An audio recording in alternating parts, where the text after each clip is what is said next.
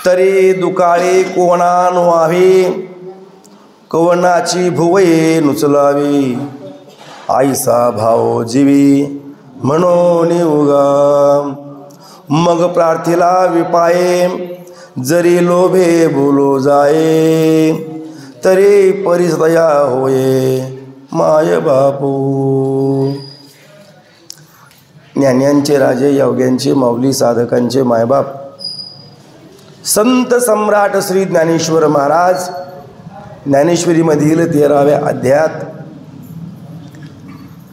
जीवनमुक्त महात्म्याचे लक्षण, सज्जनांचे लक्षण वर्णन करताना अमानित्व, अदंबित्व, अहिंसा, अहिंसा या भूमिकेमध्ये तो महात्मा जगत असताना त्याच्या आचरणातून जी अहिंसा चालण्यातून, बोलण्यातून जगासमोर प्रगट होते, ते लक्षण ज्ञानोबा आपल्यासमोर मांडतात.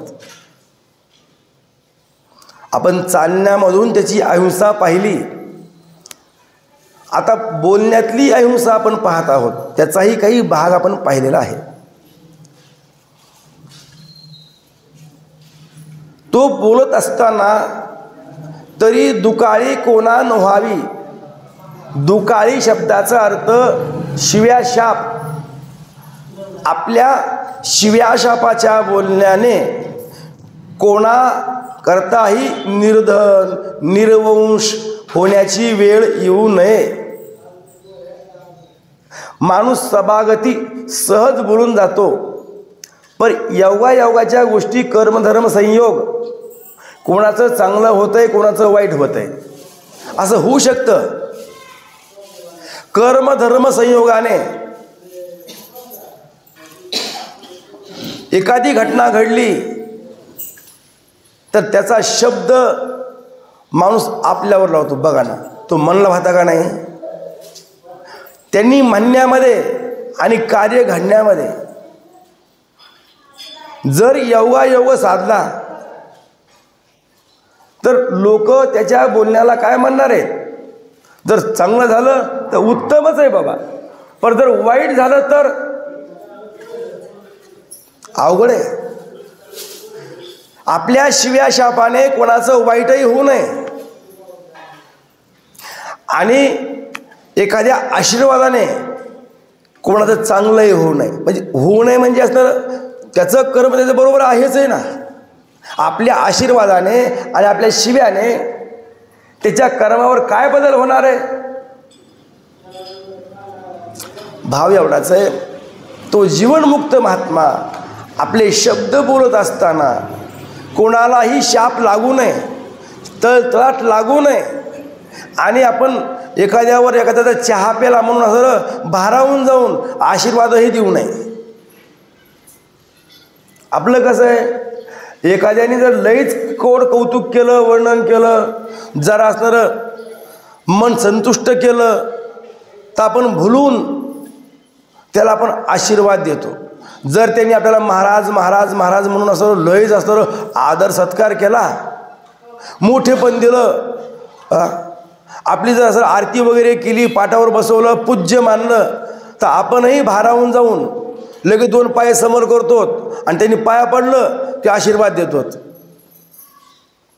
तेवढा आपला अधिकार आहे का? तेवढं भांडवल आहे का आशीर्वाद देण्या इतकं? बरं, भांडवल जाऊया, तेवढी सेवा आहे का? आपण जर देवाचे अनन्य साधक असू, अनन्य भक्त असू, तर मात्र मग आपण काढलेला शब्द जरी भांडवल नसलं तरी भगवान परमात्मा ते पूर्ण करतो. पण आपण कुठली सेवाच करत नाही देवाची. आम्हाला सेवा घ्यावी वाटते, सेवा करावी वाटतच नाही. आजकाल लोकांना सेवा मिळावी वाटते. लोकांनी पाय चेपावे वाटतात, लोकांनी पाणी आणून द्यावं वाटतं, आपण बसल्या बसल्या प्यावं वाटतं. तहान आपल्याला लागली पण टेकून बसला, जसं काही उठवत नाही त्याला, इतकं दुखायला लागलंय. समोर असं आपल्यापेक्षा वडील माणूस आहे आणि त्याला म्हणायचं हो पाणी घ्यावं, बरं त्याने मी द्यावं, महाराज आहे बाबा द्या. त्याच्याकडून पाणी घेऊन त्याची सेवा पण घ्यावी असं आपलं मत आहे, आपला भाव आहे. आपल्याला सेवा मिळावी वाटते, लोकांनी पुढं पुढं राहावं वाटतं. वारीला गेल्यावरही पहा तुम्ही, लोक कंटाळा करतात. बसल्या जाग्यावर सगळं मिळावं वाटतं. हा, वयस्कर असतील तर मग ठीक आहे, वयस्कर माणसांची सेवा करावीच. अहो, माझं तर मत असं आहे, आपल्यापेक्षा वडील लोकांची सेवा मुद्दामच करावी, कारण तितकं पुण्य कोणाकडेच नाही. आत्ताच्या काळामध्ये संत महात्मे भेटतील इतकं शक्य नाही, सज्जन माणसं भेटतील इतकं सोपं नाही. पण आपल्यापेक्षा वडील ज्यांनी परमार्थामध्ये असं आपलं जीवन घालवलेलं आहे, असे लोक, त्यांची आपण सेवा केली पाहिजे, त्यांच्या पुढं पुढं केलं पाहिजे, कुठंही, गावातही आणि तीर्थातही. उद्या कष्ट काय बिघडलंय, त्यांना म्हणायचं तुम्ही बसा मी करतो. त्यांच्याकरता आपण असं झिजावं, सेवा करावी. अहो, त्यांची सेवा म्हणजेच देवाची सेवा आहे. पण आम्हाला कळत नाही, आम्हाला असं वाटतं त्यांनी सेवा आपली करावी. आपला भाव वेगळा आहे. आपला म्हणजे आत्ताच्या काळामध्ये लोकाला सेवा मिळावी वाटते, सेवा करावी वाटत नाही. आणि जर सेवा घडली असेल तर आपला मुद्दा आहे, मग एखाद्याला आपण आशीर्वाद जरी दिला तरी काही अडचण नाही, कारण तो आशीर्वाद भगवान परमात्मा पूर्ण करील. पण आपण सेवा चोर आहेत, कुठलीही सेवा करत नाही, कुठलंही पुण्य जवळ नाही, आणि आशीर्वाद द्यायला तयार झाला. म्हणजे भाव एवढाच आहे, तो महात्मा आपल्या मुखामधून कोणाला शिवीही देत नाही, कोणाला शापही देत नाही. तरी दुकाळी कोणा नव्हावी, कोणाची भुवई नुचलावी. आपल्या बोलण्याने कोणाला राग येईल असंही बोलत नाही. कधी कधी आपल्या बोलण्याने एखाद्याला राग येऊ शकतो, आपल्या व्यवहारात तर येतोच. राग कधी येतो? बोलण्यानेच. बहुतांश वागण्याने राग कमी येतो, पण बोलण्याने जास्त येतो. बोलण्याचा मार मारण्यापेक्षा जास्त आहे. मारलेला वळ बुजतो आणि बोललेला वळ बुजतच नाही. राग कवरही राहतो. एखाद्याने जर आपल्याला शब्दाने दुखवला असेल, म्हणजे शब्द लागले असतील, तर तो माणूस पाहिल्याबरोबर माणसाला राग येतो. एकदा नाही, बरेच दिवस पाहिल्या राग येतो. म्हणजे आपल्या शब्दाने एखाद्याची भुवई उचलत असेल तर मग असं बोलू नये. ही बोलण्यातली अहिंसा आहे. मधुर भाषेने आपलं बोलणं कसं असावं? अत्यंत गोड असावं. आता मौली पुढे बोलणार आहेत. प्रत्येकाच्या बोलण्यामध्ये असताना काही दोष आहेत. काही म्हणण्यापेक्षा 12 दोष आहेत. 12 आली तिथं. हे 12ला 12 दोष टाळून माणसाने बोललं पाहिजे. सहज घडतात बोलण्यातले दोष, हे सहज घडतात. आणि ते दोष टाळून जर बोललं तर उत्तमच आहे. भाव एवढाच आहे, तो महात्मा आपल्या शब्दातून एखाद्याला राग येईल असं कधी बोलत नाही. आपणही आपल्या व्यवहारात जर असं वागलं तर आपलाही संसार, आपलाही व्यवहार सुखाचा झाल्याशिवाय राहत नाही, आणि प्लस पुण्य घडल्याशिवाय राहत नाही. एकतर आपल्या पदरामध्ये पुण्याचं असं माप पडतंय, आणि संसार सुखाचा होतो, व्यवहार सुखाचा होतो. म्हणून माणसाने कमी बोलावं आणि वर्मावर बोलू नये. एखाद्याने जरी आपला अपराध केला असला तरीही माणसाने शांतच बसावं, कारण शब्दाने काही घडू शकतं, घडतं. म्हणून शब्द हे शस्त्र आहेत.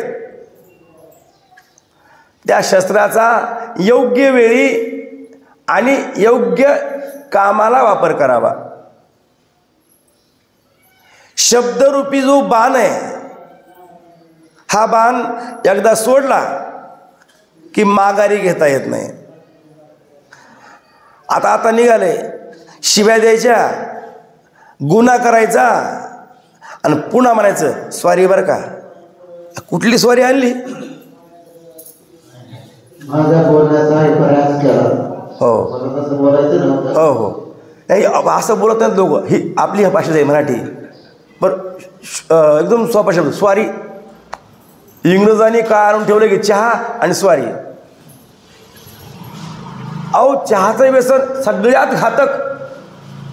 आज लोक जे अनेक आजारावर असं जे ग्रस्त आहेत, केवळ आणि मीठ आणि चहाच. जुन्या काळातलं मीठ हे पुष्टीवर्धक होतं, घातक नव्हतं. आता मिठालाही प्रक्रिया केली, कारण जास्त काय खातं माणूस? मीठच खातं. आणि जास्त काय खातं? साखर खातं. साखर आणि मीठ जर कंट्रोल केली तर आपण आजारीच पडणार नाहीत. आणि त्यामध्ये पुन्हा असं चहाचं पुन्हा व्यसन. अहो कसलं घातक आहे चहा. एखादं ते ड्रग्ज दिल्याप्रमाणे ते चहा जर नाही घेतला माणसाने तर डोकं दुखत आहे माणसाचं. तुमचं मला माहीत नाही पण माझं दुखतं बाबा. चहाच घ्यावा लागतो. बरं चांगला आहे का चहा? अति उष्ण. निस्ता उष्ण नाही, अति उष्ण आहे तो. नावाला तर कडक लागतो, कडक. जर कडक केला तरच चहा, नाहीतर मग पांचट, काही चव आली नाही. ही नशा आहे. हो मग प्यावा का न प्यावा? न प्यायला बरा. ज्याला कंट्रोल होत आहे त्यांनी चहाच पिऊ नका. लई चांगलं. आपलं शरीर स्वास्थ्य आपल्या हातात आहे. बरं सांभाळणं आपल्या हातात आहे. आपल्याला परमार्थ करायचा आहे, वाचन करायचं आहे, भजन करायचं आहे, वारी करायची. म्हणून शरीर कसं पाहिजे? धष्टपुष्ट पाहिजे. सगळे ऊन वारा पाऊस आपल्याला सहन करता आला पाहिजे. जाऊ द्या, भाव एवढाच आहे की तो महात्मा आपल्या बोलण्यातून कोणालाही दुःख पोचल, कोणाला राग येईल असं कधी बोलत नाही. आणि तो म्हणून रिकामा ओगा असतो. कारण बोलण्याने सगळं होतंय ना, म्हणून बोलायचंच नाही. मुकं राहायचं का? मुकं नाही राहायचं, उगं राहायचं. उगं उगं म्हणजे जेव्हा गरज पडल विचारल्यावर तेवढंच बोलायचं. अधिक पसारा मांडायचा नाही. हातचं पदरचं लावायचंच नाही. मीठ लावून, तेल लावून वगैरे वगैरे जे आहे ना बोलण्याची प्रक्रिया, वाढवून नाही बोलायचं. सांगायचा मुद्दा, मितभाषी मोजकं बोलावं माणसाने आणि उगं राहावं. उगं पण उगं राहणं एखाद्या साधकाने, एखाद्या सज्जनाने सांगितलं, महाराज काहीतरी बोलावं, काहीतरी चर्चा करा, काहीतरी बोला. मग अशी विनंती केल्यानंतर, प्रार्थना केल्यानंतर मग प्रार्थनेला विपाये. जर प्रार्थना केलीच तर काय बोलतो? तू एक काम कर, आमका आमका व्यवसाय कर. म्हणजे काय होईल? लय नफा आहे त्या व्यवसायामध्ये असं बोलणार आहे.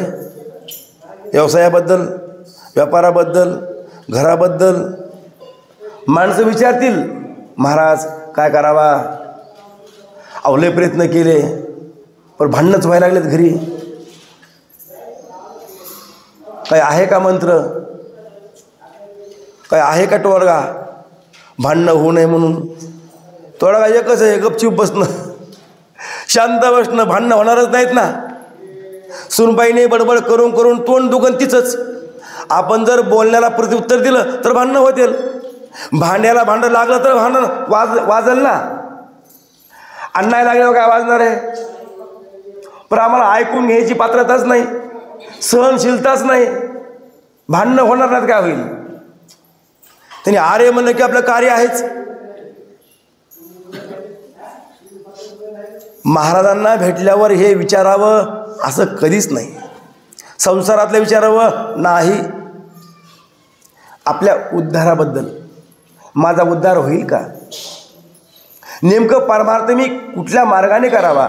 साधना कोणती करावी? कोणती सोपी आहे? या जन्मामध्ये मला असं देव मिळाला पाहिजे, असं काही साधन आहे का? देव प्राप्ती करता माणसाने वेडं व्हावं आणि वेडं होऊन जो जो भेटल त्याला विचारावं, का हो पुसावेची हेची वाटे, जे जे भेटे तयासी. देव भेटेल, देव कृपा करील मज काय लाज राखील, अवघ्याचा विसर झाला हा राहिला उद्योग. अशी अवस्था अंगात बांधावी, विचारावं. आपलं कसं आहे, आपण आपल्या संसारामध्ये असणारं गळून गेलो. आपल्याला आपल्या संसाराच्या बाहेर जगात काय चाललंय हेही माहीत नाही, आणि आपलं कर्तव्य काय आहे, आपलं प्रयोजन काय आहे हेही माहीत नाही. सगळी अज्ञानाची बुंतीच, काहीच कळत नाही. नेमकं उद्धार म्हणजे काय हेही माहीत नाही. उद्धाराची गरज आहे का हे कळत नाही. नरक मिळणार आहे याची खंत नाही. दुःख भोगावं लागल काही वाटत नाही. विचारवान माणूस विचार करतोच, नको अजून वेळ गेलेली नाही, वेळ शिल्लक आहे. माणसाने आपलं स्वहित करण्याकरता, कल्याण करण्याकरता विचार केला पाहिजे बाबा. स्वतः करता तरी केला पाहिजे. जाऊ द्या, जे कोण भेटे सांगे सा, ही चिंता वाटली पाहिजे माणसाला. कोणतरी सांगणारा भेटला पाहिजे, आम्हाला योग्य मार्गदर्शन करणारा पाहिजे, कोणतरी भेटला पाहिजे. चिंता वाटावी, भाव एवढाच आहे. अशी चिंता वाटल्यानंतर एखाद्या साधकाने त्या महात्म्याला विचारलं, काही बोला हो, काही सांगा. मग एवढी प्रार्थना ऐकल्यावर तो बोलतो, आणि बोलताना योग्य मार्गदर्शन करतो. योग्य साधनाचा विचार, तू हे साधन कर. अर्थात कदाचित एखाद्या जिज्ञासू शिष्याने, साधकाने किंवा श्रोत्याने आम्हाला 4 शब्द उपदेश करा अशी जर प्रार्थना केली, तर त्याच्या त्या प्रार्थनेने त्या लोभाने तो महात्मा बोलायला लागतो. आणि बोलायला लागल्यानंतर त्याचं बोलणं इतकं सत्य असतं, हितप्रिय असतं, की जो त्याचं बोलणं ऐकतो त्याचा तो मायबाप होतो. सहज बोलणे, हित उपदेश. हिताचं बोलतो, वर्माचं बोलतो, सोपं. संतांच्या बोलण्यातला सत्यपणा आणि केलेला उपदेश, सांगितलेलं साधन इतकं हिताचं असतं की बस ऐकणारा म्हणतो आज कल्याण झालं माझं.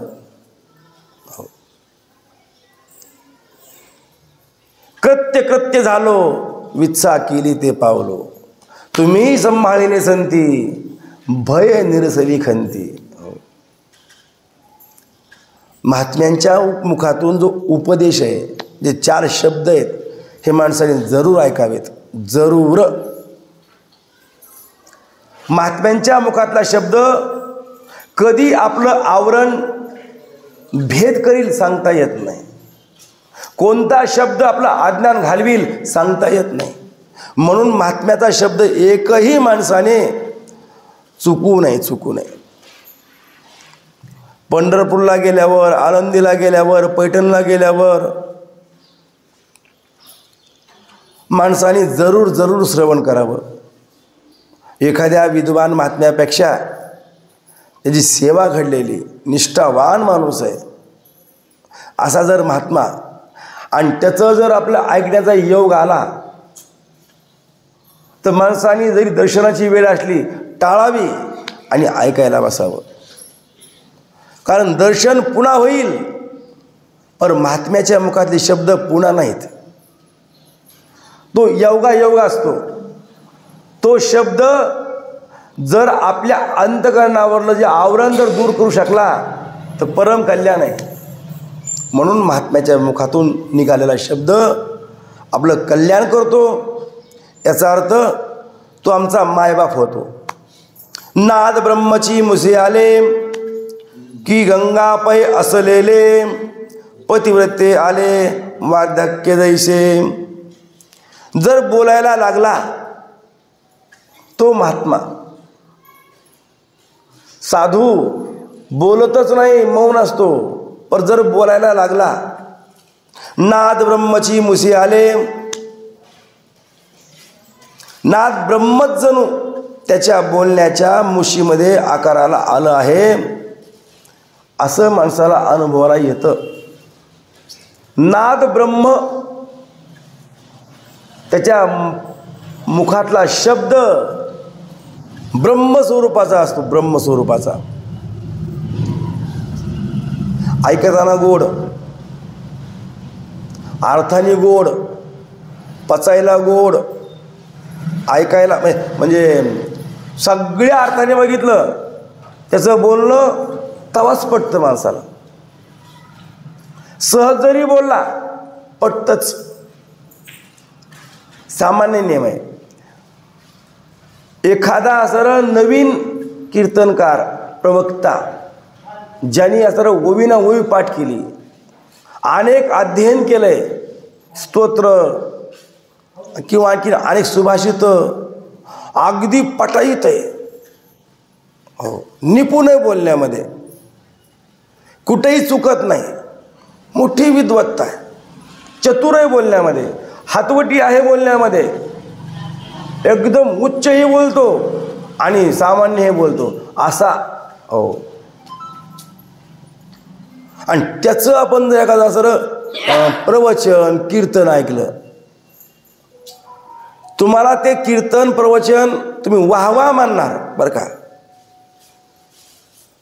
त्याच्या बोलण्याला तर टाळ्या वाजविणार, कौतुक करणार, त्याचं नाव लौकिक करण्या सहज करणार. तुम्ही वा काय विद्वत्ता आहे, काय विद्वत्ता, काय बोलला हो, काय बोलला हो.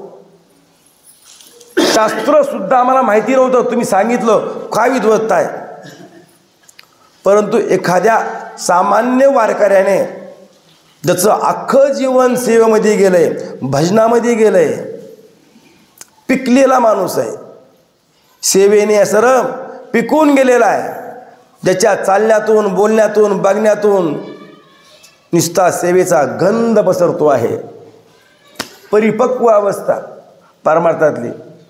आणि असा महात्मा जर उभा राहिला, उभा राहिल्याबरोबर आपलं चित्त समाधान, चित्ताला समाधान मिळतं पाहिल्याबरोबर.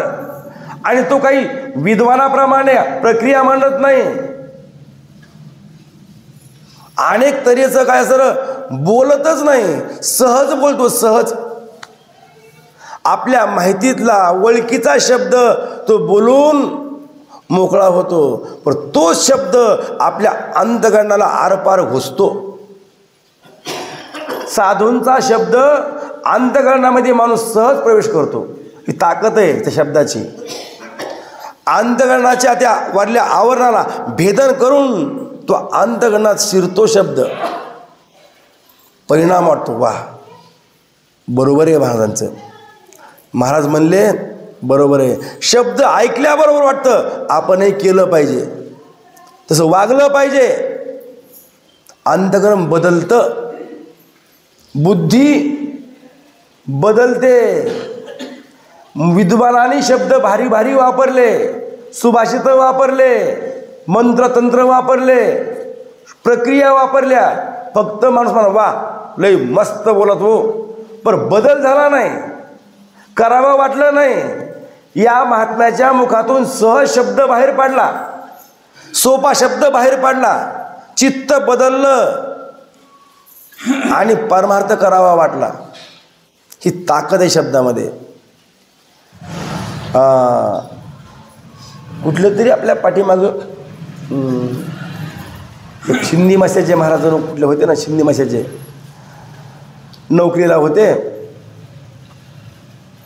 आणि योग आला कीर्तन ऐकायचा. आता कोणता महात्मा होता माहीत नाही, पण ऐकण्यातलं उदाहरण, त्यांनी कीर्तन ऐकलं तरी जन्म यावे दास विठोबाचे व्हावे. माणिक बाबा बघा बरोबर आलं. तर महात्म्यांच्या मुखातला शब्द आहे, तरी जन्म यावे आणि दास विठोबाचे व्हावे. नाहीतरी काय थोडी श्वान सुकरे बापडी. एकच कीर्तन ऐकलं, कीर्तन एकच ऐकलं, घरी आल्याबरोबर बायकोला म्हणले, हे बघ आता मी होणारे वारकरी, नोकरी राजीनामा.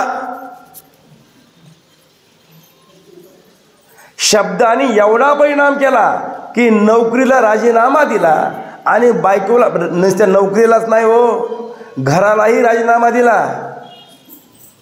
काय ताकद आहे शब्दाची. बायकोला म्हणाले, उदाहरण नाही, हे घडलेलं आहे, ही ताकद आहे शब्दाची. बायकोला म्हणले की मी वारकरी होणार आहे, तुला यायचं असेल तर ये बरोबर, नाही ते तुझ्या नावावर किती कर करायची.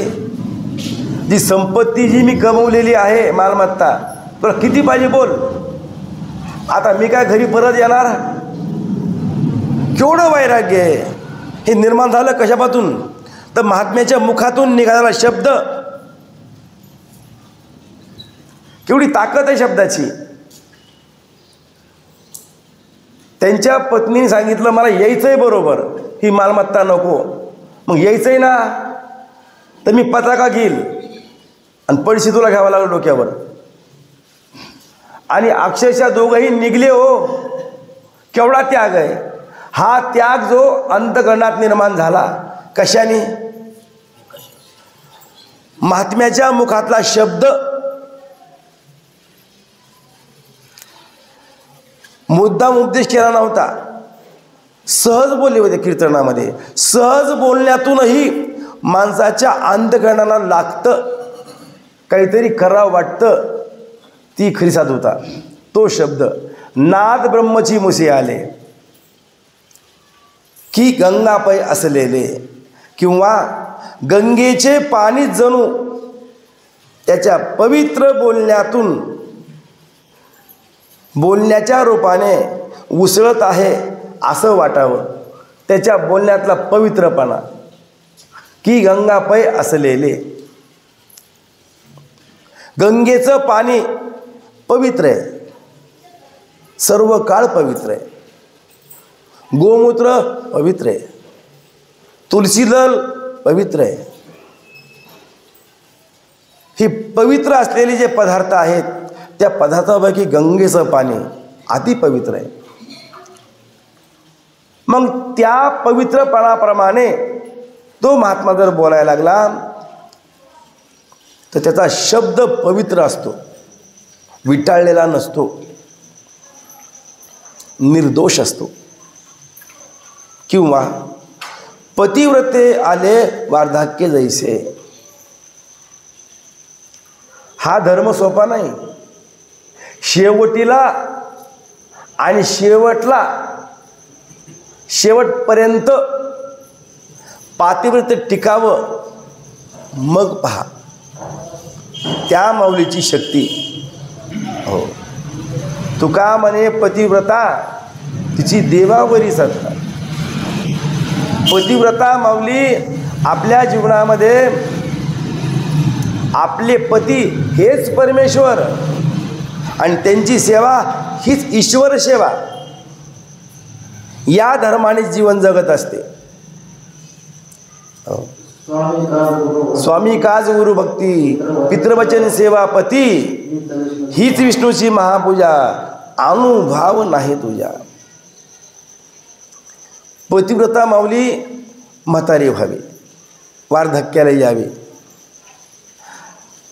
म्हणजे माऊलींना सांगायचं की मग त्या वेळेला ती पतिव्रता माऊली जे बोलत असते अत्यंत हिताचं अनुभवातलं. पतिव्रतेला जसं म्हातारपण यावं, वृद्ध झालेली पतिव्रता जशी धीर गंभीर सत्वसंपन्न अनुभवी आणि पतीशी एकनिष्ठ असते, त्याप्रमाणे तो महात्मा आपल्या बोलण्यातून एकनिष्ठ असतो. तैशे साच आणि मवाळ, मी तुले आणि रसाळ सरळ, शब्द जैसे कल्लोळ अमृताचे. इथं रसाळ सरळ आले, मिस्टेक आहे का? सरळ असेल. अमृताच्या लाटा जशा असाव्यात त्याप्रमाणे त्याच्या बोलण्यातील शब्द सत्य, मृदू, मर्यादित आणि सरळ असतात. कोड्यामध्ये कधी बोलत नाही. बोलणं सरळ आणि सोपं आणि गोड. कठीण बोलणं नसतं. कठीण बोलणं म्हणजे असं बोलण्याचा मार लयच लागतो. लय लागतो बोलण्याचा मार. कठीण बोलणं कधी कधी कठीण बोलणं सहन होत नाही. कठीण बोलल्यानंतर माणूस वाकतो परपरा. हे कठीण बोलणं असं तो कधी बोलतच नाही. अत्यंत सरळ, मृदू, सत्य आणि मवाळ बोलतो. मवाळ मऊ बोलतो, गोड बोलतो, अमृताप्रमाणे बोलतो. अमृताप्रमाणे म्हणजे अमृताच्या लाटा जशा असाव्यात त्याप्रमाणे त्याचं बोलणं शब्दामागं शब्द तो उच्चारत असतो. ही बोलण्यातली काय आहे? अहिंसा आहे. अहिंसा. असं बोलावं. तो महात्मा असं बोलतो. विरोधू वाद बळू, प्रणिताप ढाळू, उपहासू छळू, वर्मस्पर्शू. हो आटू वेगू विंदानू, आशा शंका प्रातृणू, हे संन्यासिले अवगुणू जिया वाचा. ज्याच्या वाचेतून हे 12 दोष संन्यासिले त्यागलेले आहेत, ज्याच्या वाचेमध्ये हे 12 दोष आढळत नाहीत, सापडत नाहीत, बोलताना हे 12 दोष कधीही त्याच्या बोलण्यामध्ये येत नाहीत. कोणते दोष? विरोधू, जे बोलणं एखाद्याशी विरोध निर्माण करणार आहे असं बोलणं तो कधी बोलत नाही. आपल्या बोलण्याने एखाद्याला विरोध होईल. विरोध, आपलं बोलणं त्याला सर्व विरोधी वाटल, त्याचं आपलं वैर निर्माण होईल, असं कधी बोलत नाही. विरोधू. आता तर असं कधी कधी मुद्दाम माणूस काय करतो? विरुद्ध बोलतो, त्याच्या विरुद्ध बोलतो. त्यांनी एक बाजू मांडली का त्याच्या विरुद्ध बाजू आपण मांडतो. तो महात्मा त्याच्या वाणीमध्ये विरोधू नावाचा दोष आढळत नाही. कोणाच्याही विरुद्ध तो वागत नाही, बोलत नाही.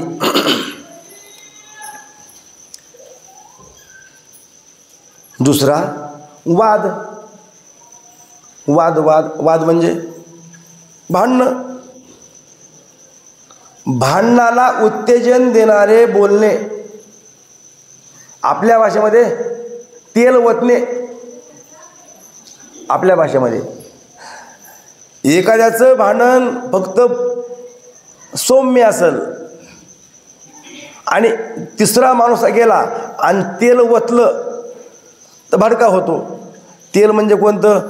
यज्ञात तेल बरं का, तुपाला तेल म्हणा किंवा तेल म्हणा. जर अग्नीत जर तेल ओतलं तर भडका होईल. त्याप्रमाणे त्यांच्या भांडणामध्ये तेल ओतणं म्हणजे त्यांचे भांडणं वाढणं, वादाला उत्तेजन देणं असं कधी बोलत नाही. आपल्या शब्दाने एखाद्याचे भांडणं लागतील, वाद निर्माण होईल असं कधी बोलत नाही. बोलू नये, हा दोष आहे. वाद कोणत्याही प्राण्याला मानसिक दुःख होईल असं उग्रपणाचं तेज असलेलं तो बोलत नाही. हो, बळू विरोधू वादू बळू, जे थट्टा फजिती कोणत्याही प्राण्याला थट्टा फजिती निर्बत्सना निंदा करणारं असं बोलणं बोलत नाहीत.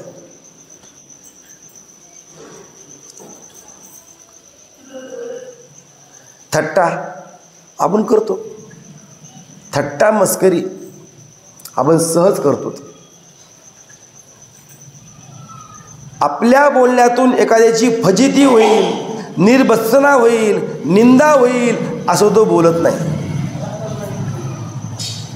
कोणाचाही उपहास करत नाही, छळण कोणाचंही करत नाही. जे दुसऱ्याला सतावून सोडणारं असतं असंही बोलत नाहीत. हृदयाला लागणारं झोंबणारं वर्माने असंही बोलत नाहीत. जे बोलणं दुराग्रह असलेलं, दुराग्रह आणि आग्रह, दुराग्रह माझंच खरं आहे, माझंच खरं आहे. समोरचा म्हणतोय बाबा तसं नाही, तसं नाही म्हणजे असंच आहे. दुराग्रह, आग्रह असावा पण दुराग्रह नसू नये. अशा दुराग्रहाने बोलणं हा दोषच आहे. वाक्यातील वर्ण, काना, मात्रा, अनुस्वार, ह्रस्व, दीर्घ इत्यादी असं नियमाचं उल्लंघन करून बोलणं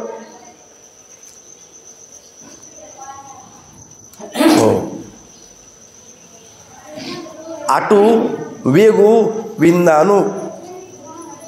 आपल्या बोलण्यामध्ये सहज काना मात्रा हुकतो, वर्णही हुकतो. हो, आटू वेगू विंदाणू.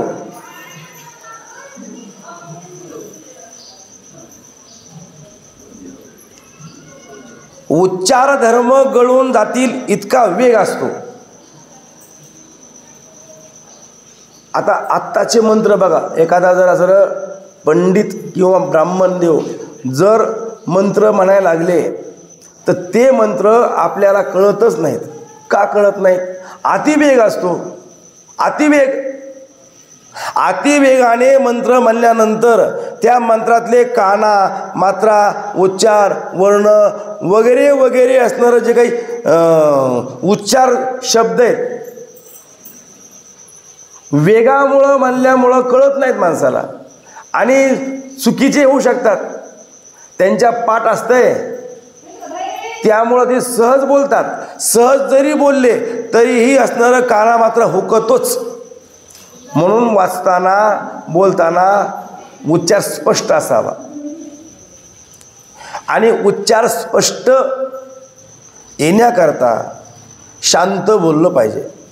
अतिवेगाने बोललं नाही पाहिजे. अतिवेगाने बोलणं दोष आहे. अडकत बोलणं, आटू वेगू विंदाणू, हे सगळं जे बोलणं आहे हे टाळून बोलायचं आहे. वेगाने बोलायचं नाही. वेगाने बोलल्यानंतर शब्दाचा असतं त्या ठिकाणी वर्ण, उच्चार, काना मात्रा असं हुकून जातो आणि अर्थ वेगळाच निघतो. हो, कपट व कृत्रिमपणा असलेले बोलणं हाही दोष तो आपल्या वाणीमध्ये आणत नाही. त्याच्या बोलण्यामध्ये कपटपणा नसतो, कृत्रिम बोलणं नसतं, बनावट बोलणं, मुद्दाम ठरवून बोलायचं. ठरवून कधी बोलत नाही. तुझं काम मी निश्चित करतो असं खोटं आश्वासन देऊन दुसऱ्याला आशा निर्माण करणारे बोलणे बोलत नाही. आश्वासन देऊन असं कधी बोलत नाही. बोलण्यातील विषयाविषयी अनेक शंका निर्माण करणारे असे संशयी बोलणे तो बोलत नाही. आणि फसवणूक करणारे असे जे बोलणे असते, अवगुण युक्त असते, हे असे बोलणे 12 दोषाने युक्त, अर्थात हे 12 अवगुण ज्याच्या वाणीने टाकलेले आहेत, टाळलेले आहेत, संन्याशिले आहेत, असा महात्मा या 12 दोषाने आलिप्त आपल्या मुखाने शब्द उच्चारत असतो, बोलत असतो. ही बोलण्यातली अहिंसा पहा, बोलण्यातली अहिंसा. आणि तयाची परिकिरीटी, थाऊ जयाची दिठी, सांडिल्या भ्रुकुटी मोकळिया. त्याचप्रमाणे अर्जुना, ज्याची दृष्टी स्थिर आहे, ज्याच्या आपल्या भिवया मोकळ्या सोडल्या आहेत, रागाने कपाळाला आठ्या देऊन ज्याने भिवयावर चढविल्या नाहीत, याचा अर्थ तो महात्मा कोणालाही बोलताना रागावून बोलत नाही. माणूस जर रागाने बोलायला लागला तर त्याचा शब्द रागात आहे का हे कळण्याकरता त्याच्या भुवया बघा, डोळे बघा. माणूस बोलताना त्याचे डोळे, त्याच्या भुवया सांगत असतात हे शब्द रागाचे. त्याचे हातवारे बघा, हातवारेही रागाचे. म्हणजे राग राग बोलत असताना त्याच्या सर्व भुवयाचा, डोळ्याचा, हातवाऱ्याचा संबंध दाखवित असतो की तो रागाने बोलत आहे. तो असं कधी बोलतच नाही. का जे भूती वस्तू आहे ते रूपो शके विपाये, म्हणून वासन पाहे बहुत करुणे. वस्तू, वस्तू म्हणजे काय? वस्तू म्हणजे परमात्मा. वस्तू म्हणजे परमात्मा. का जे भूती वस्तू आहे, सगळ्यांच्या अंतःकरणामध्ये परमात्मा वस्तू आहे.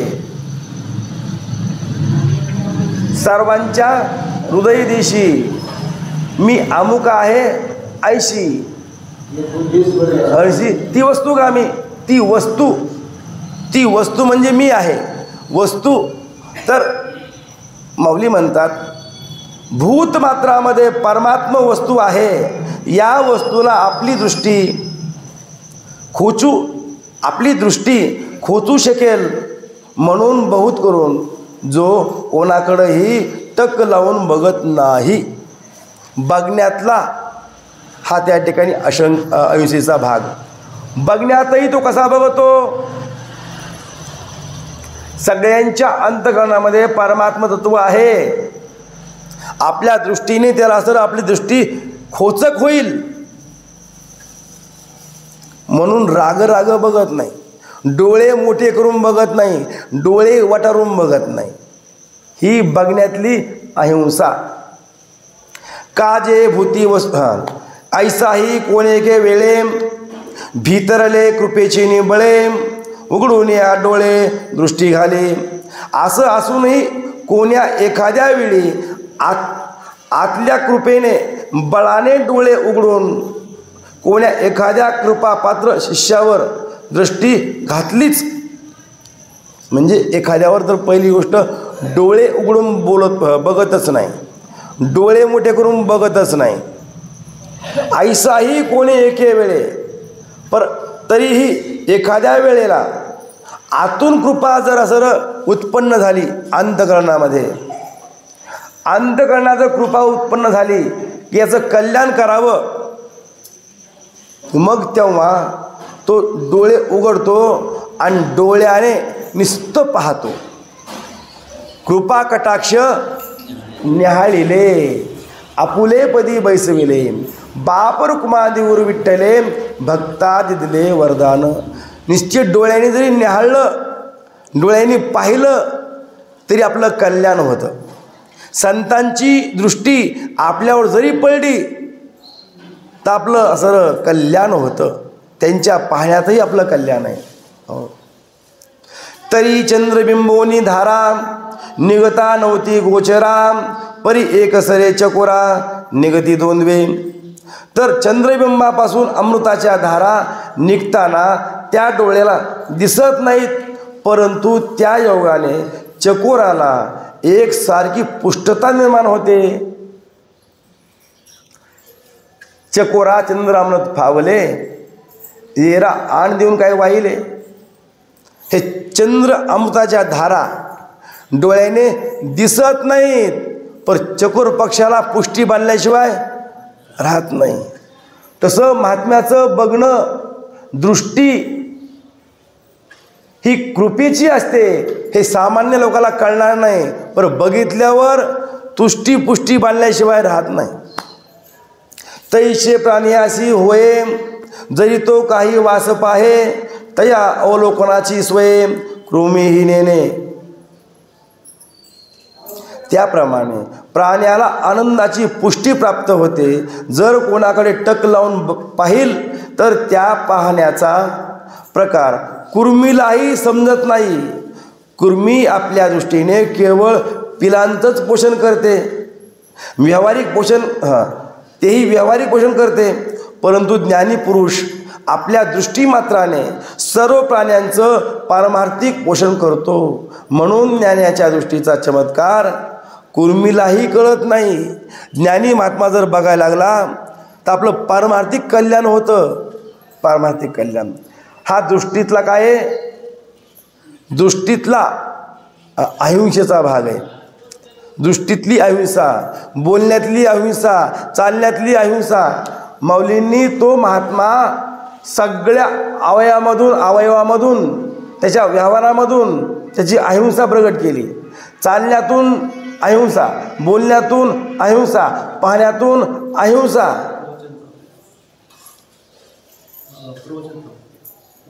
किंबहुना ऐशी दिटी जयाची भूतासी, कर ही दे कशी तैशीची ते. आता हात, त्याचे हाताचा व्यवहार तोही कसा अहिंसेने संपन्न आहे. माऊली म्हणतात, फार काय सांगावं, सर्व भूतांकरता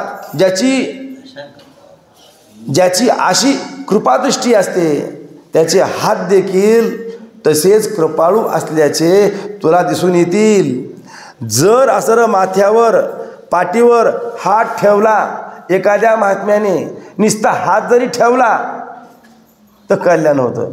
नुसता हात ठेवल्याने हो. माता हात ठेविला नव्हे थापटीला जायचा. महात्म्याची थापट शब्बास किंवा डोक्यावर हात ठेवला तर कल्याण होतं.